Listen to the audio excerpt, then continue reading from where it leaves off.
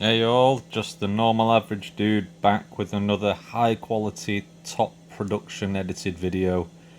You know you love them. You've got the shaky hand cam from a mobile filming a laptop. You've also got the washing machine noise in the background. It's perfect. Anyway, today, what I wanted to quickly just talk about was potentially buying an apartment, and to be a little bit more specific, one in Manchester, which is the area that I'm around. For those of you who don't know, that's in northwest of England. So me and my wife have lived in the current house that we're in now for about 4 or 5 years, and well, we were thinking, hey, like we maybe want to live in the city centre now.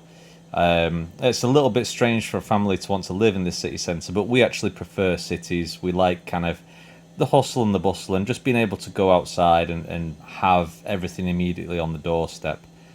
Being able to walk around and see a little bit of life outside. Because in England, especially in the winter and autumn time, past 6 o'clock at night, it's dead in most places, like in suburban areas of England.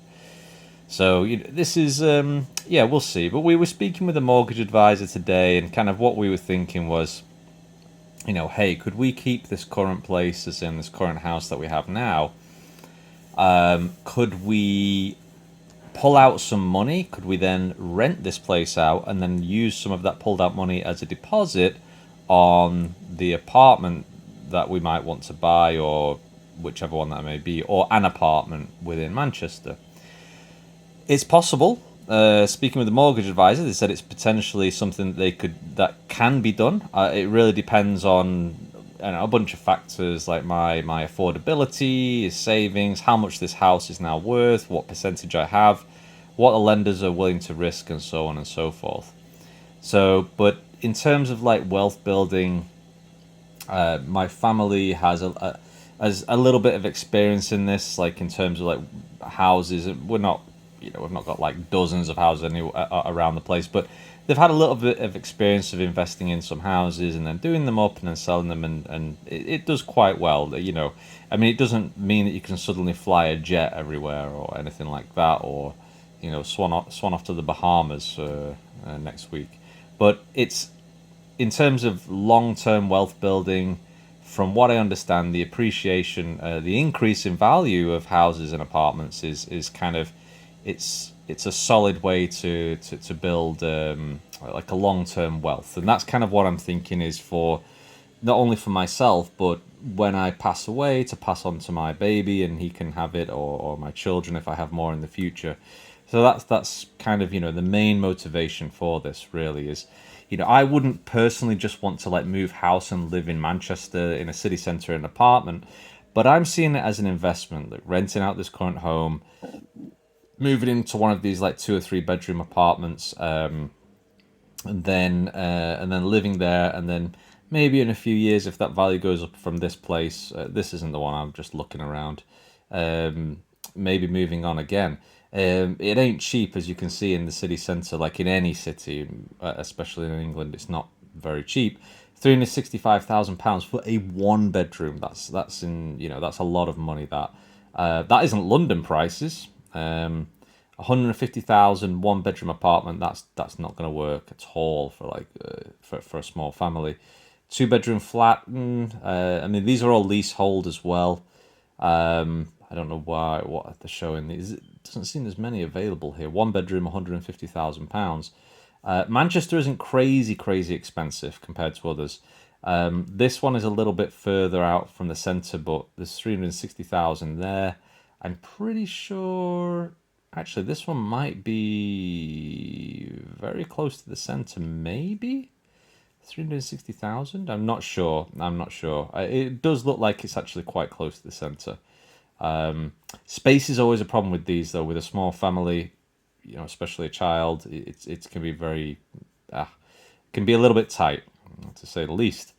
So there's here 300,000 almost. I think this one again might be, yeah, a little bit further out. Media City UK is a little bit further out of the centre, so it's not ideal. We want basically walking distance into the, pretty much right into the centre, but not dead centre. because I don't want to be around all the crazy buses and all people getting pissed all night long on Friday. That's, I want to stay away from that if possible. So I think these ones are a little bit closer, 220,000. I don't know, city centre, yeah, between Manchester city centre and Media City. So the reason why I was kind of on this page as well is that there's a ton of new buildings popping up around Manchester. These high-rise apartments buildings, which I think are kind of like half business, half apartments, or half hotel, half apartment, something like that. Like this one's an actual real picture. Like this one was kind of the one that popped up, oh boy, I don't know what it was, maybe 10 years ago, as one of the biggest ones in Manchester. And this kind of like broke the skyline. I don't mean broken in a bad way. I just mean, this one popped up like, and it was really obvious that this was like the biggest building in Manchester. This one I think is called Axis Tower. That one's fairly new. And then there's these three over here, which are kind of like further down the road from Deansgate. This area over here isn't so good, to be honest. I don't quite like that kind of outer area, the city centre. City centres, maybe not like the best places to live in terms of like if you wanted to raise a child, but so you've got to be very careful of that. You've got to know the area, you've got to know what is good schools and all of that stuff as well, especially when a family's been taken into consideration.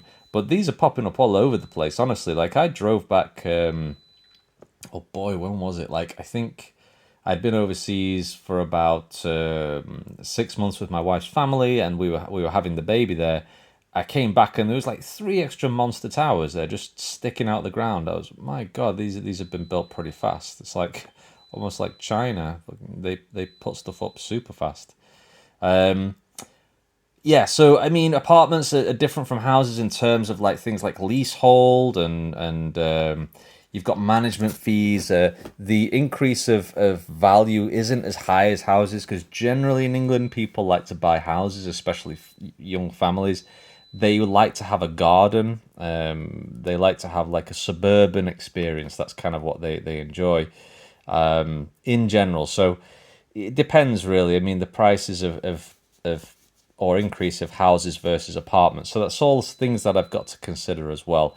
So, like I say, it's a potential investment. I've got to look into the numbers and see if it is possible. Who knows? Let's see.